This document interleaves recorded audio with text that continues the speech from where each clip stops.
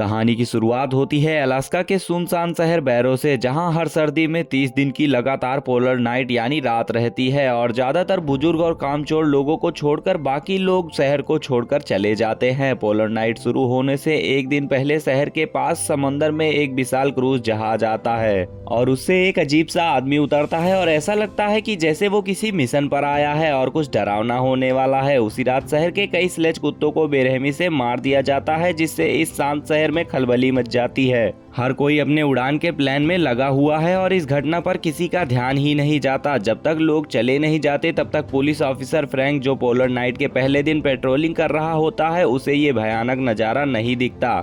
लेकिन कुत्ते के मालिक को पता ही नहीं चलता कि आखिर ये कब हुआ और सुराग न मिलने की वजह से सिर्फ फ्रैंक यही कह पाता है कि वो कातिल को ढूंढने में मदद करेगा। एक मुसीबत ठीक से टली भी नहीं थी कि दूसरी आ जाती है। वो मुश्किल से पुलिस स्टेशन लौटा ही था कि तभी पाइपलाइन कंपनी से एक चोरी की रिपोर्ट आती है। वहां पहुंचने पर पता चलता है कि हेलीकॉप्टर के कुछ पार्ट चोरी हो गए हैं और मजदूर गुस्से में है क्योंकि उनकी रोजी रोटी छिन गई है। एक के बाद एक दो अजीब घटनाएं होने से फ्रैंक बेचैन हो जाता है और ठीक उसी वक्त सिग्नल स्टेशन से समस्या की सूचना आती है, जहां एक स्टाफ मेंबर ने दरवाजे पर किसी की दस्तक सुनी और जैसे ही वो जांच करने उठा, लाइट अचानक से बुझ गई। देखने के लिए उसने टॉर्च जला ली और बाहर आया। उसने एक काली परछाई देखी, लेकिन अजीब बात ये थी कि लैंड करने के बाद वो गायब हो गई और इससे पहले कि वो कुछ समझ पाता, उसके पीछे एक आदमी आ गया। फिर और लोग आए और उसे घेर लिया। ये लोग इंसानों से कहीं ज्यादा तेज थे।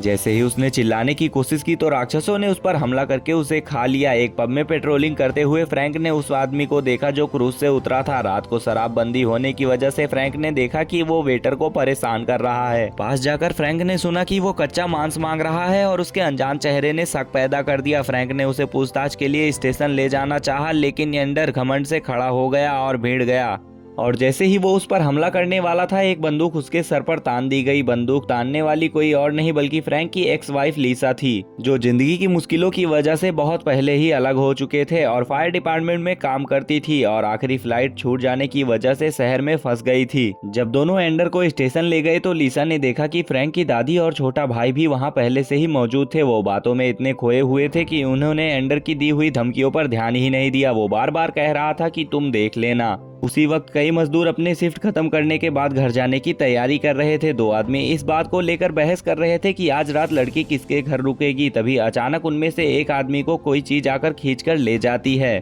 उसका साथी उसे आवाज लगाकर पुकारता है, लेकिन कोई भी जवाब नहीं मिलता और वो समझ नहीं पाता कि आखिर हुआ क्या। फ्रैंक ने देखा कि एंडर कुछ भी नहीं बोल रहा होता है, तो उसने सोचा कि अभी एक महीना बाकी है और कहा कि अगर तुम अंदर रहना चाहते हो तो रहो। लेकिन एंडर ने उसे नफरत भरी नजर से देखा और अचानक हेलेन ने देखा कि कंप्यूटर का सिग्नल चला गया है। फ्रैंक ने पूछना चाहा कि क्या हुआ, तभी फोन लाइन कट गई और उसकी बातचीत सुनकर एंडर बोला कि जो होने वाला है उसे तुम संभाल नहीं सकते हो। पहले तो सबको लगा कि वो सिर्फ ड्रामा कर रहा है। फ्रैंक कपड़े पहनकर बाहर देखने ही वाला था कि एंडर ने कहा कि तुरंत खिड़कियां बंद करो और छिप जाओ क्योंकि वो उसे लेने आ रहे हैं। लेकिन जल्द ही शहर की बिजली चली गई और सबको जनरेटर पर निर्भर रहना पड़ा। क्या हो रहा है ये जानने के लिए फ्रैंक दोपहर में सिग्नल स्टेशन गया तो वहाँ पर खून का तालाब देखा। पास जाकर देखा तो ओल्ड वाइट के कुछ ही टुकड़े बचे हुए थे। ये देखकर वो डर गया और खुद को संभालकर उसने तुरंत अलार्म बजाया और लोगों को घर लौटकर दरवाजे और खिड़कियां बंद करने की चेतावनी दी। कुछ अनजान लोग अभी भी टीवी देख रहे थे। तभी शोर सुनकर एक राक्षस अंदर घुस गया और जॉन की पत्नी को तुरंत उठा ले गया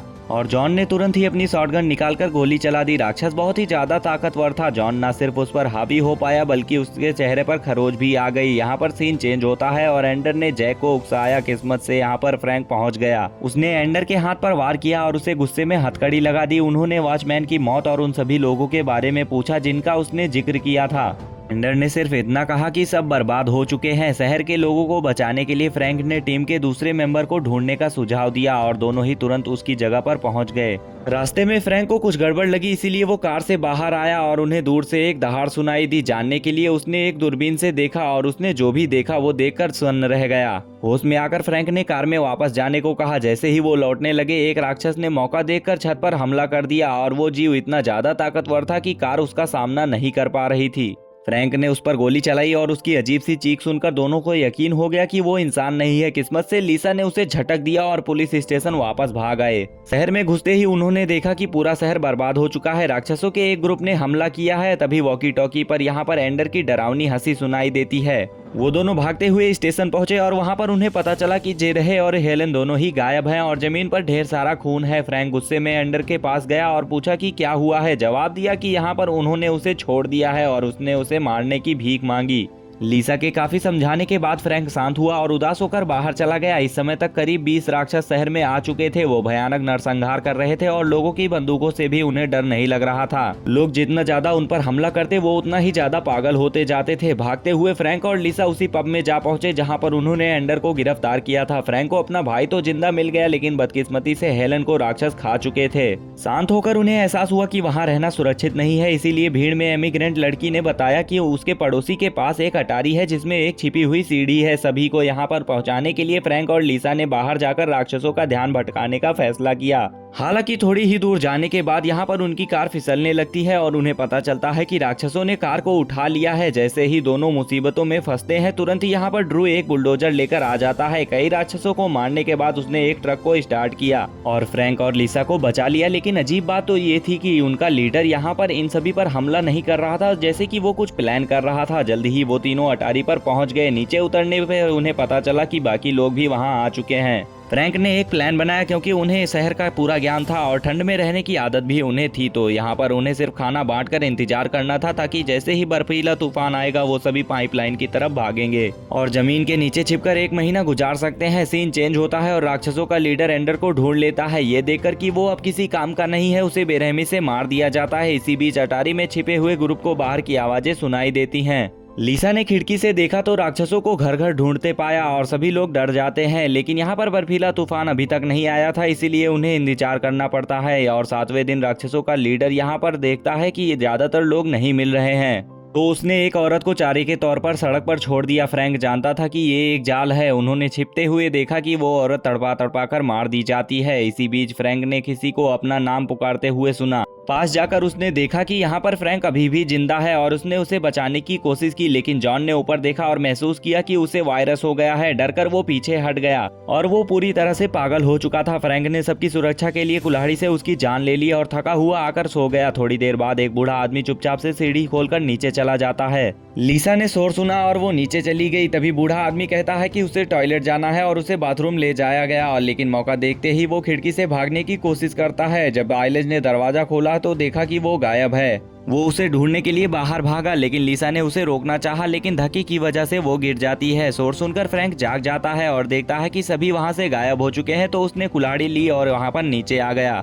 लिसा ने उसे सब कुछ बताया। तभी एक राक्षस दरवाजा खोलकर अंदर आ जाता है और गंध का पीछा करने लगता है। किस्मत से बाहर से आवाज आई और राक्षस बाहर निकल जाता है।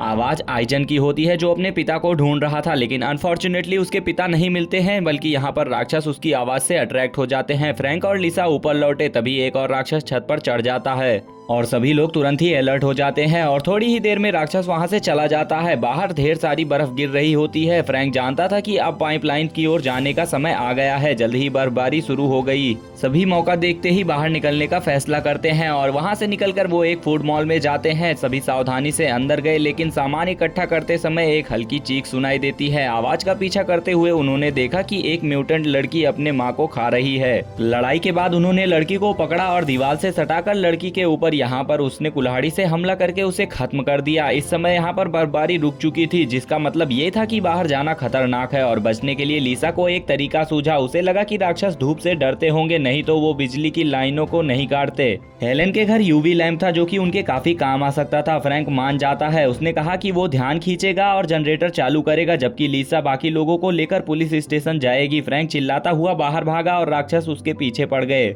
खुशकिस्मती से उसने जनरेटर चालू कर दिया। बाकी लोग स्टेशन पर जाने के लिए कामयाब रहे, लेकिन एक राक्षस उन्हें देख लेता है और एक आदमी की मौके पर ही मौत हो जाती है। बाकी लोग स्टेशन पहुंच जाते हैं, लेकिन इसी बीच फ्रैंक हेलेन के घर पहुंचा और उसने यूवी लैंप लेकर दरवाजे पर अपने आप को छिपा लिया। जल्द ही राक्षस भी वहां आ जाते हैं। जैसे ही वो म्यूटेंट उस पर हमला करने की कोशिश करती है, वो यूवी रेस से उसे डरा लेता है और वो कंफर्म कर लेता है कि वो अल्ट्रावायलेट लाइट से डरते हैं। पावर कट होने के बाद यहाँ पर इसी मौके का फायदा उठाकर वो भी पुलिस स्टेशन में भाग जाता है। ड्रू ने वॉकी टॉकी उठाई और फ्रैंक को बुलडोजर की तरफ आने को कहा और उसने तुरंत ही कई सारे मॉन्स्टर को अपने साथ बुलडोजर में फंसा लिया और एक घर में ले जाकर टकराकर उन्हें ब्लास्ट कर देता है, जिससे वो खुद भी मर जाता है।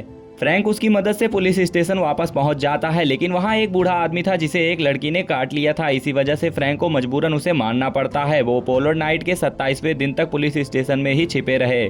उस दिन फ्रैंक ने सड़क के पार किसी को इशारा करते देखा। वो खंभे के पास जाकर देखता है, जो कि उसका टीममेट नाइस होता है। जैसे तैसे करके वो नाइस को लेकर स्टेशन आ गया, लेकिन लौटने पर उसने देखा कि सभी लोग वहां से जा चुके थे। फ्रैंक को एहसास हुआ कि वो शायद पाइपलाइन के पास गए हैं। बाहर बर्फीला तूफान देखकर ये तीनों भी यहाँ से निकलने के लिए तैयार हो जाते हैं, लेकिन थोड़ी ही देर में यहाँ पर तूफान रुक जाता है और उन्हें एक घर के नीचे छिपना पड़ता है। और एक छोटी बच्ची सड़क पर आ जाती है, जिसे देखकर लिसा से रहा नहीं गया और वो बच्ची को बचाने के लिए भागी। फ्रैंक राक्षसों का ध्यान भटकाता है और इसी मौके का फायदा उठाकर लिसा बच्ची को लेकर कहीं छिप जाती है। और यहाँ पर हम देखते हैं कि नाइस, लिसा, फ्रैंक तीनों ही अलग हो जाते हैं और अपने अपनी जगह पर छिप जाते हैं। फ्रैंक फाइनली यहाँ पर पाइपलाइन के पास पहुंच जाता है और वहीं पर उसका बाकी ग्रुप भी था। तभी यहाँ पर नाइस लड़खड़ाता हुआ वहां पहुंचा। उसके पीछे एक राक्षस था। जैसे ही उसने साथियों को आवाज लगाई, तुरंत ही राक्षस उस पर झपट पड़ता है। फ्रैंक ने कुल्हाड़ी उठाई, लेकिन राक्षस के सामने वो काफी कमजोर साबित हुआ। लड़ाई के दौरान नाइस उठ खड़ा हुआ और राक्षस को थ्रेसर में धकेल दिया, ये जानते हुए कि वो ज्यादा देर तक नहीं बचेगा। इसलिए उसने खुद को ही फ्रैंक से मारने की गुजारिश की। फ्रैंक को मजबूरन उसे मारना पड़ता है। फिर वॉकी टॉकी पर बात करने के बाद उसे पता चलता है कि लिसा पाइपलाइन के सामने कार के नीचे छिपी है और राक्षसों से घिरी हुई है। राक्षसों ने पाइपलाइन काट दी और उसमें आग लगा दी। लिसा बाहर भाग जाती है, क्योंकि यहाँ पर अगर वो रहती तो मर सकती थी। इसीलिए यहाँ पर इस मुश्किल में फ्रैंक ने उसे बचाने के लिए एक फैसला किया। उसने जैक से कहा कि जैसे ही राक्षसों का ध्यान भटके, लिसा को वॉकी टॉकी से भागने का इशारा कर दे। उसने अपनी वाइफ को बचाने के लिए नाइस का खून अपनी शरीर में इंजेक्ट कर लिया। वायरस के हमले के साथ उसकी आंखें भी काली हो जाती हैं और उसने कपड़े पहने और बाहर निकल गया। राक्षसों को अपनी ओर देखते हुए यहाँ पर जैक लिसा को इशारा करता है और वो बच्चे के साथ भाग गई।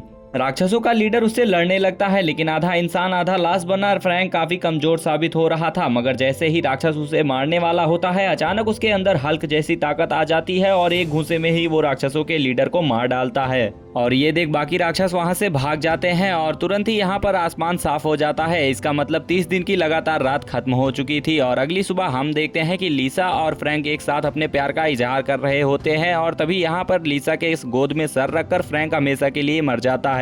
और इसी के साथ ये कहानी यहीं पर खत्म हो जाती है। अगर आप सभी को कहानी पसंद आई हो तो वीडियो को लाइक करके चैनल को सब्सक्राइब कर लेना। ऐसे ही रोमांचक कहानियों के साथ मिलते हैं अगली वीडियो में।